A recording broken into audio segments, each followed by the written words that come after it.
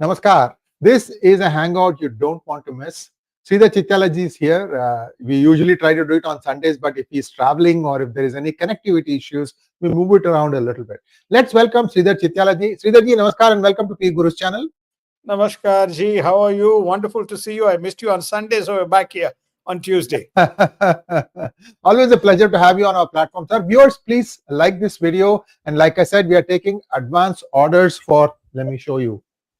We are taking advance orders for our Sengol with enclosure. You can get yours. You can place the order now. These things are flying off the shelf, Sridharji. I know you have expressed interest to try and get a bulk so that they can be sent to a different country. Sir, today's important topic, we'll talk about Sengol a little bit later. You have the QR code, viewers. You just have to pause the video now, click on the QR code, and then you can go and place the order right away. Sir, end of globalization. That's a big, big statement, Sridharji. Please tell me why you think so. Well, I think the globalization, the end of globalization is driven by three factors, right? One, countries organizing themselves around three important factors. One, their national security. Two, resources. And three, to build supply chain resiliency, they are organizing themselves. The whole tariff game is around that. And so we'll talk about that. We'll go reverse order. We'll go first global, end of globalization, and then we'll come back to the role of AI. Yes. So we said that to kind of summarize, the global fragmentation is we call it also global fragmentation, is being shaped by national securities. Obviously, national security includes access to energy, access to resources, access to rare earths, access to natural gas, access to key commodities like fertilizers and chemicals and so on. So I think that people are taking steps to organize themselves. Is obviously the flow of capital is around that. So that's one. Now, let's go to the next slide. Okay. Now, this picture gives you some indication of why this fragmentation and the era of globalization is coming to an end. If you take a look at the way the tariff structure has been laid out, by the way, guys, this will stay for the next 4 years. Okay. And if another Republican comes, it may stay on. And the Democrats come, it may still also stay on. But it's very important chart to look at. If you take a look at on the leftmost side, you have China on one block, and you have American preferred, US preferred countries on the other. So what do you see here? You see here a 28% average tariff rate for China. And then you see Canada is around 7%. Mexico is around Mexico is around 8%, and then the rest of the world is around 16%. So US has formed a trading bloc around the proximity as well as those who can bring cash. Mexico, Canada, if you go back to our original kind of discussion, $2.2 trillion of deficit came actually from three countries, namely China, Canada, and Mexico. So they've attached the tariffs, reduced the prices, and moving forward. And so therefore, there's a preference to the North American corridor, which is namely US, Canada, US, Mexico, around a number of things: manufacturing, auto, processing of energy, access to chemicals, etc., and also probably rare earths. Rest of the world gets away with 16%. So the Chinese dependency is, and for China to access the US market, it is going to pay the highest price. So, which is 28%. Of course, US is hanging out, but China is the big Godzilla in the room. Now let's go to the next slide. Okay, so this particular chart tells you the imports that used to come from China into United States. It reached a high point of around 22% in 2018, and slowly and steadily it has come to about 12%. 12% of the imports that come into United States is from China. Dramatic reduction from 22%. Also, it's not in this chart, the US debt,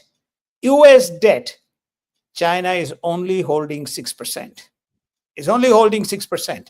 So you now look at the tariffs, you look at the trading partners from where United States is trying to align itself, and then you look at the debt, and you beginning to slowly get a picture that all this globalization, all these issues around de-dollarization, that gets out of the window. It doesn't matter if China does business with the United States or not. They have effectively reduced the volume of trade, or reducing the volume of trade. And if China has to access US, they pay a tariff. Over to you, Sriji.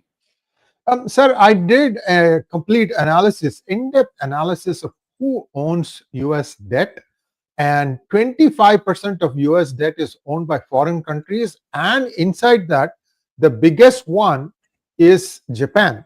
Number two is UK. Number three is China. And if you take that number and apply it to the entire debt as a percentage, sir, it's not 6%, sir, it's 3%.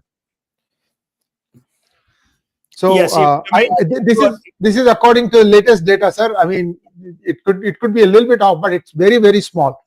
Now, I completely agree with you. Viewers, I've done a monologue on this last week. Do take a look at that. Over to you, sir. Well, I think that these numbers vary. This is, I don't know what number. This is the latest number that I'm looking at, which is not this particular number, December 2024. I'm looking at the debt level of the amount of debt held by China. Whether it is 3% or 6%, depending on how it is kind of calculated, let's concede that once upon a time, close to $1 trillion of debt used to be held by China. Now that it has boiled down to about $500 billion. The largest debt, as you rightly say, is held by Japan. Japan always was the number one debt holder, but they relegated themselves when the trade increased with China to number 2 or number 3 positions, but Japan is now back. Remember, Japan is doing 3 things. It's actually holding debt of United States. Number 2, it is putting significant of investments. We covered one topic in the auto sector of $250 billion, where they will do profit sharing on a 50-50 basis. It is also significantly investing in the EV or semiconductor infrastructure of United States. Obviously, needless to say, defense. So you are beginning to see bilateral shifts and preferential shifts in the trading patterns. This is the reason and rationale as to why the globalization as a universal order of trade is died or dying. It's almost reaching the point of abyss. The most significant part of that is the US-China trade, reduction in US-China trade, significant reduction in US-China trade, and then of course the debt, the reduction in the debt of China. So therefore, the China dependency, or China can run up and down the aisle and say de-dollarization, and BRICS currency, and US says, okay, no problem, you go ahead. We don't need you to trade with us. If you trade with us, then you're going to pay 28 cents in a dollar to us, and then what you do, what your vendor does, it's up to him. But we need $28. So all of the trade that is now happening has got tariffs, and with the tariffs, that is kind of coming through. Yeah, 759, 1 trillion, 723. Okay, this he has pulled up a chart from somewhere. The top 20 countries holding the US debt. So anyway, so I think whether it is 6% or 3%, the number that I have from my analyst is 6%, but doesn't matter. We can come back, and if you are interested, we can look at that number again, Sriji. But these two charts tell you that there is everybody said there's a maverick at work, but you can see the shift in trading block. that the Trump administration has created. Good or bad, time will tell. They have pivoted themselves towards preferential North America by reducing the tariffs and to countries which favorably work with them. So that's why end of globalization. And as far as the de-dollarization, they don't care, because the reason is these people who are dealing with them will deal with them in dollar. You have already seen some of the Middle Eastern countries, West Asian countries, and some of the more important countries like Japan, UK, and Korea all doing preferential trade with United States regime. Sir, bit of a observation there. 8 a.m. today, I put out a shorts on Kingdom of Saudi Arabia's ability to invest $1 trillion in the United States. Take a look at it, folks. I don't want to say one way or the other. Take a look at it. I'll be also doing on Qatar as well as UAE, because these are large numbers that they have committed. One is 1 trillion, the other is 1.2 trillion, the third one is 1.4 trillion.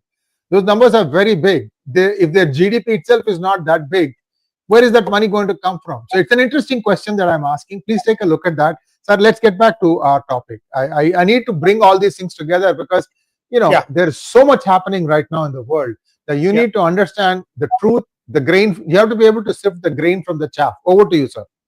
Okay, so I think that let's just maybe we'll bring the topic back. Some of these investments are not annual. They're probably spread over 5 years and 10 years. Of course, it's very factual, sir. 4 years, 10 years, something like that. You're right. You're right. Yeah.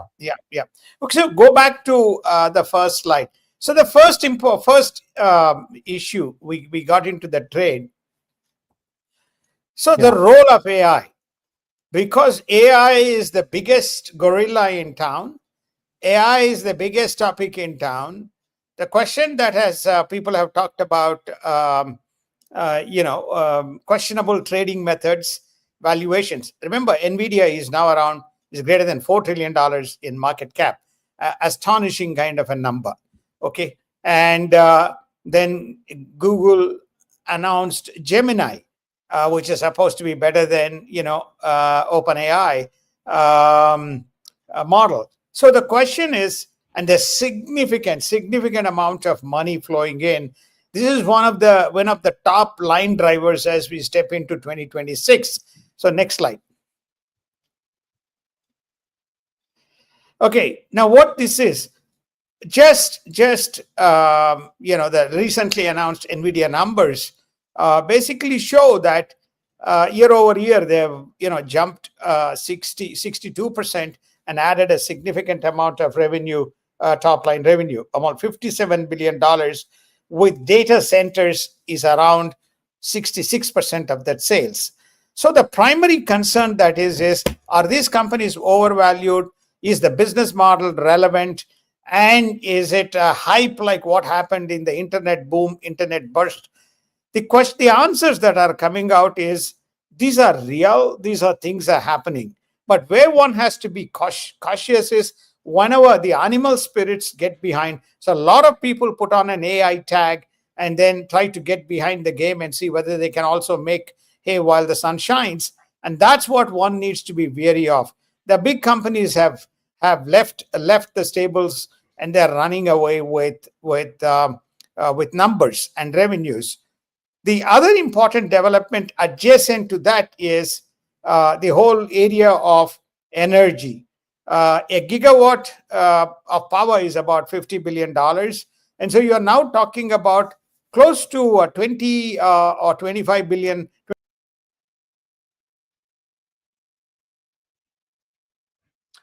We seem to have momentarily lost Sridhar ji.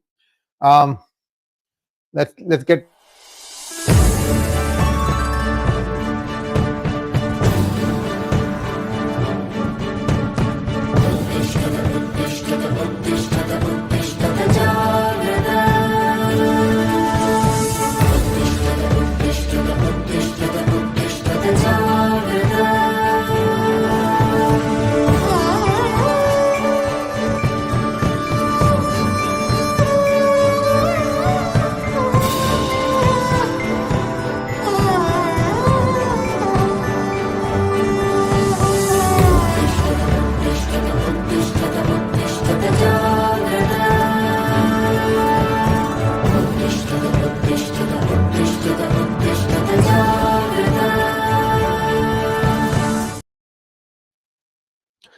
We seem to have momentarily lost Sridhar ji, and he'll be joining us right away.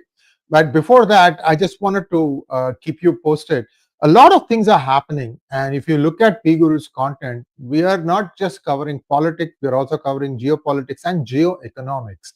Geoeconomics is a new trend where we are talking about how a certain move in a certain country affects something somewhere else. Also, there's a new trend that is coming, which is instead of dealing with countries,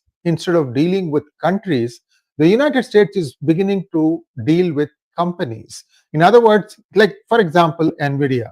There was a deal that Nvidia was trying to do, where it was trying to tell President Trump that, look, let me sell my top end chips to China, and I will pay you 15% of the money that I'm getting out of that. So this is a new trend that's emerging. I just wanted to touch on that while we were waiting for Sridharji to come back. Sridharji is back, sir. The floor is yours. Right. My apologies. I just don't know what happened for. I lost power and I'm back. So I was explaining that adjacent to the AI, you are also seeing these are humongous consumptions of power.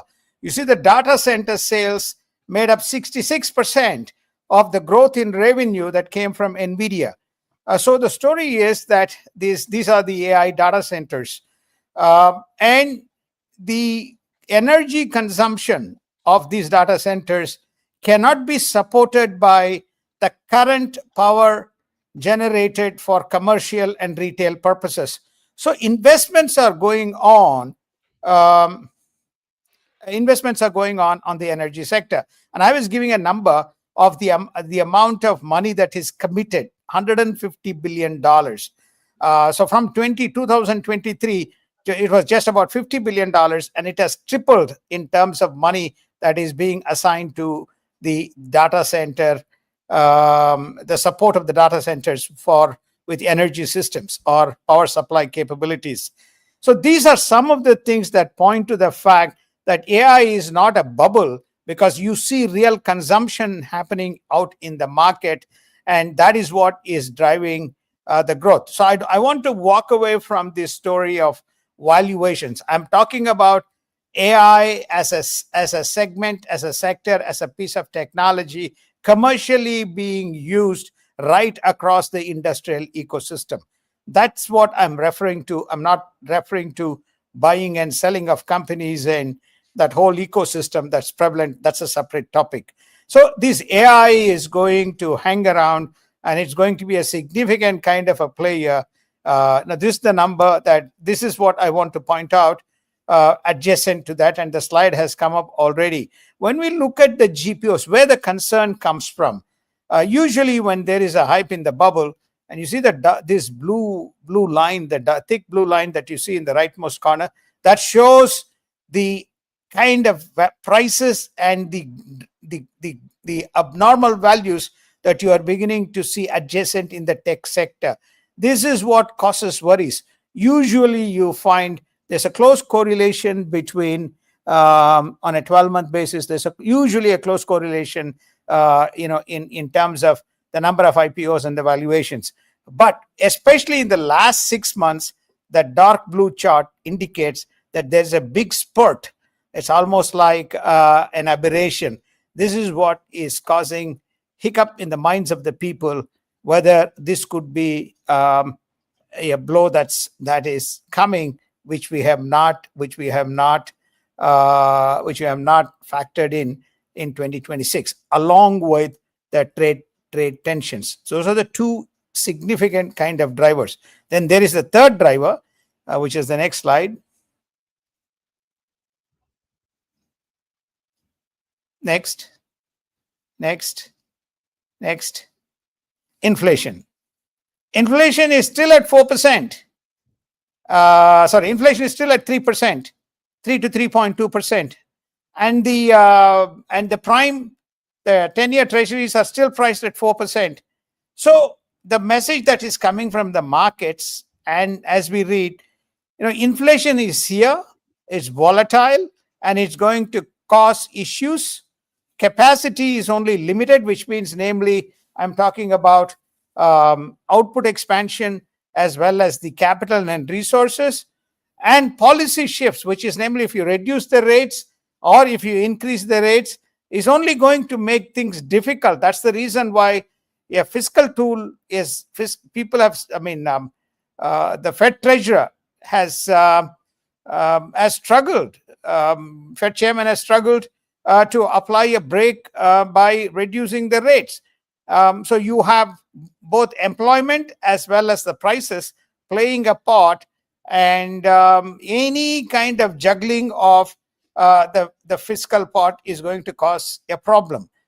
Now we are hearing the latest news that's coming out is that the new Fed chairman, we could have an announcement coming as early as before December 25th. That's hot off the press from Scotty Bessent, the Treasury Secretary. And why you are changing? You are changing because Dr. Jerome Powell is not compliant. He's not listening, and he's not cutting interest rates as fast as President Trump would like. But Jerome Powell says, no, I'm not going to cut the rates because there are no numbers to indicate that I have to cut it either on the inflation side or on the unemployment side. So I need to be juggling with this very carefully, hence I'm not doing. So the summary that we are trying to conclude, summary that we are trying to communicate here is inflation is a factor that would play a part.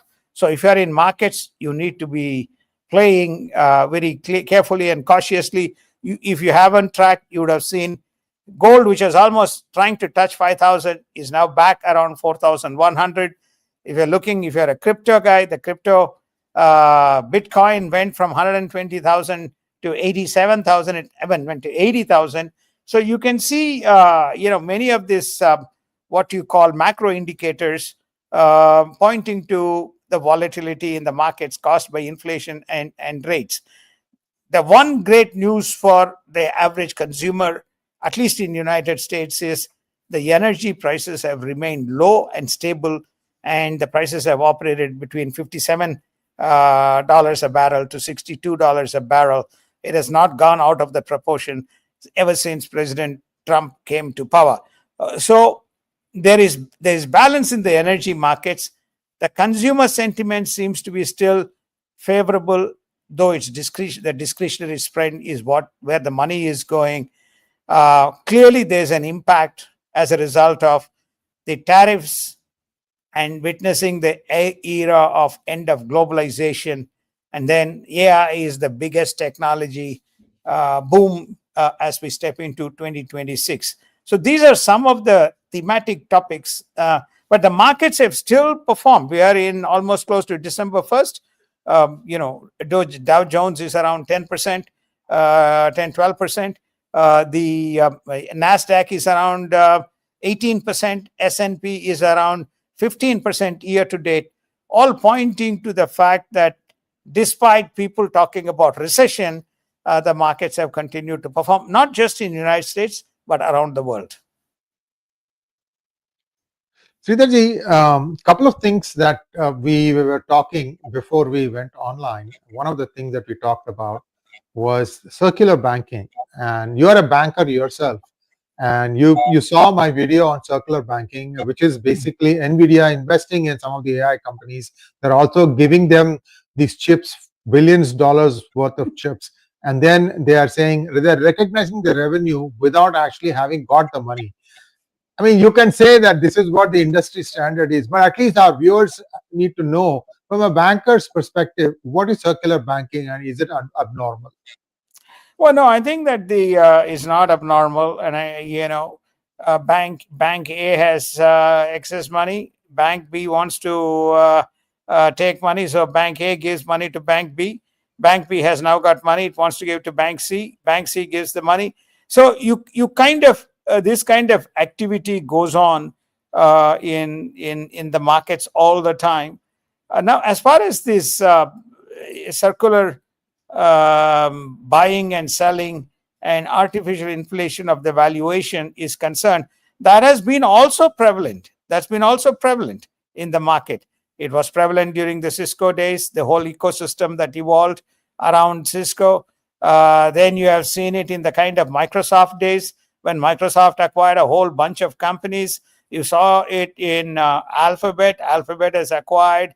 You saw that in the Facebook. So you are beginning to you accept these type of activity to happen, but as long as it is within, it can be challenged in U.S. courts if there is anything maleficent. So there's nothing malignant or maleficent or false in these deals, but people have to understand that these things happen. Thank you so much, sir. And we have a few questions now for you. First question, Shruti Chandak wants to know, will there be a regime change in Venezuela? This is out of syllabus, but you can answer it, sir. Well, there won't be a regime change. I think that the communists will have support from people like China. China has a very strong footprint in Venezuela. They're not going to allow somebody who is friendly to United States. Next one, please.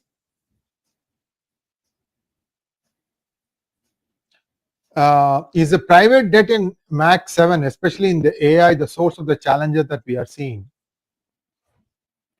It's the private debt in Mac 7. The AI Magnificent 7 stocks. Yeah. No, where is the debt? I'm not sure. Their balance sheet. Yeah, sir, what they are talking about, I think, is that shadow banking has now become almost the same as traditional banking. Shadow banking at the end of 2024 was 240 trillion. Traditional banking is 250 trillion. Now, shadow banking operates outside the regulatory space. Like, for example, the biggest private hedge fund, which is BlackRock, these guys have just dumped one of the companies that they're invested into called Renovo, Renovo, home construction. And in March, they said that the company was whole, 100 cents to a dollar. And in November, they declared Chapter 7 bankruptcy, which means nobody gets nothing. Or sorry, I should say nobody gets anything. So people who had built into this complexes, they have paid money for getting their own home and all that, all gone, swaha. So that is the concern that is coming up. Sir, over to you. Well, I think that what are carry trades? The carry trades are people borrow money, because from the currency which has got the lowest interest rate, and then they convert it in the market to a preferred currency, whether it's euro or dollar or renminbi, and they invest until there is a callback. There's no issue. When there's a callback, if your asset is appreciated, then there's no issue again. But if your asset has depreciated, you're going to create a systemic risk. This is an endemic part of the ecosystem. And we deal with this crisis all the time. It probably happens every 10, 15 or 20 years. We had the last one in 2008. We had the bond market crisis prior to that. We had an S&L crisis prior to that. Then we had corporate debt crisis in the early 2000s, immediately after the internet crash. So these things are again an endemic part of the ecosystem, whether you want to call shadow banking and regular banking. What's the prime brokerage business? People lend money to a lot of private equity and hedge fund players, most notably private equity players. They in turn use that money to create a money multiplier. Okay, if it works, it works. All the companies that you are, in the big Silicon Valley companies, whether it's Andreessen, whether it is Excel Partners, or whether it is General Atlantic, all of them have, money from big banks, and that money is used. All sounds great, sir. I'll tell you what happened. 2008, when bank after bank started failing. Yeah. Okay, who was left holding the bag, sir? The U.S. taxpayer, you and I. I want you to put your taxpayer hat on at that point of time. And it has actually made things much, much more difficult. Today, the next generation, the Gen 2K, I think it's called, not Gen Z, Gen 2K, the ones who have entered the workforce, they say that there's no hope of them ever owning a house. Now, Trump has started floating the idea of 50-year mortgages. Why do you think he's saying that, sir? First and foremost, to answer to kind of, there are no kind of moral, social issues in terms of marketplace products and sale of products.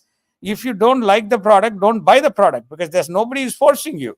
It is your own greed which is forcing you to buy the product. So when the product kind of fails, who is left holding? The person who is left holding is the guys who bought these particular products, who asked them to buy without, in the absence of knowledge. Greed. Okay, now you are asking the question, okay, what do? We would like, including, me, the bankers, we would like, okay, go through dissolution. No, we don't want dissolution because we have social consequences. Government intervention comes in because they think that there are social consequences. That's the game. That's the name of the game in town. Nobody is going to stop innovation and this type of investment banking that is prevalent in the markets. Nobody is going to stop, but you're going to have these consequences. It's just like you get on the car, initially 30%, maybe 15% accidents, the car continued to improve. Now we have maybe 5% accidents, less than 1% accident. So similarly, you're going to see these things evolve, but there are no moral and ethical issues as long as the product meets regulatory and legal guidelines. And the guy who is buying the product reads all the documentation and makes the purchase knowing he can be cleaned out, Sriji. As far as the 50-year mortgage that you are talking about, or 30, to me, these are all kind of election stunts. Okay, you have a continuous remortgage. You know that what's happening. You can refinance your credit cards. You got tons and tons of offers coming to you. You move your balance with high interest cost to balance with 0% and hold it for 12 months. You get the benefit, but you need to pay only this fee. You have this, right? So therefore, what Trump is saying, oh, you can afford now, and I'm going to give you a 50-year mortgage. Well, you can give a 100-year mortgage, okay? Because the reason is somebody carries Your the debt. grandson will end up paying the house. Exactly. Why? That's how, you go to UK, you have 99-year leaseholds. Why you give 99-year leaseholds? You know that you're not going to live till 99 when you buy, at the time of buying. It's all about kind of the superficial notion of a product innovation idea, but it never kind of sustains the day, Sriji. So to your we point, all know what happened to the last 99-year lease that UK got from China, sir. Hong Kong. yeah, they gave it away. Oh, how did they give it away? Before they dug every part of the the Hong Kong strait between Kowloon Island, they put more and more and more sand and reclaimed that area and sold the land. So they made a lot of money out of it before they left, Sriji. And China couldn't care. China just wanted the Hong Kong island and take control of it. That's exactly what they will do should they ever get their hand on China. So they all made money. On Taiwan. On Taiwan. Yeah, on Taiwan. That's what they would do. They all want to, they'll make money, but at the end of the day, it's all about kind of control as far as the government policies are concerned. We're going away from our topic, but that's an interesting powwow back and forth. Milban wants to know, do you think that if President did not win, globalization would have been in full swing today? Yes, it would have been in full swing today because there are, Biden administration believes in World Trade Organization, GATT.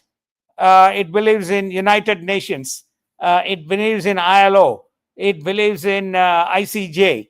It believes in all these institutions, which are centralized institutions, which act as arbitration, act as bodies for arbitration, and so on and so forth. So the story is some form of global. What is Paris Accord? To cut emission levels. What is Paris Accord? Climate controls, climate agenda.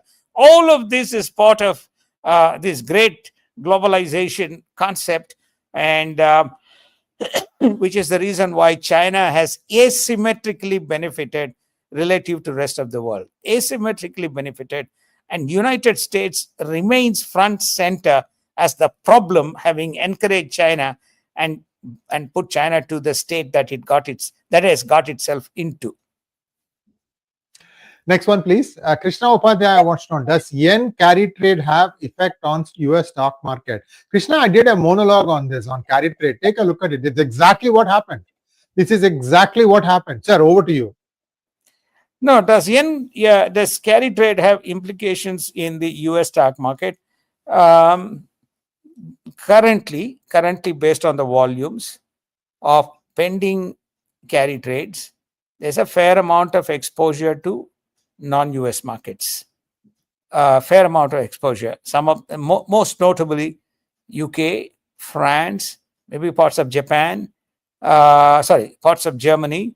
So that is the reason why there is a fear whether the economic catastrophe will have implications if there is a rate increase in Japan, and which in turn makes the borrowing untenable and may force the governments or the country, or force the institutions to pay back.